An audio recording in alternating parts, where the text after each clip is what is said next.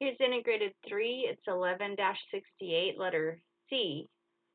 So on 11-68, it's asking, for each of the following equations, list every point where its three-dimensional graph intersects one of the coordinate axes. That is, what are the x, y, and z intercepts? Express your answers in x, y, z form. So I'm looking for the x, y, and z intercepts of all of these. But I'm just going to look at 11-68C. That's the tricky one. So if you remember, when you have these three-dimensional graphs, you've got x and y and z, you can only have an intercept, like you can only have something on the x-axis if the other two coordinates are 0. Like it won't be on the x-axis if y and z aren't 0. And similarly, it won't be on the z-axis if x and y aren't 0. So you can always get your intercepts by setting the other variables equal to 0. We're not doing letter D. So really I'm just going to remember that, even though this one looks tricky. If I want well, I'm not going to have a y-intercept because there's no y.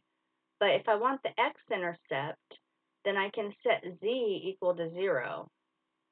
So if I set z equal to 0, I just have x plus 3 squared equals 25. And then I can just solve that use algebra.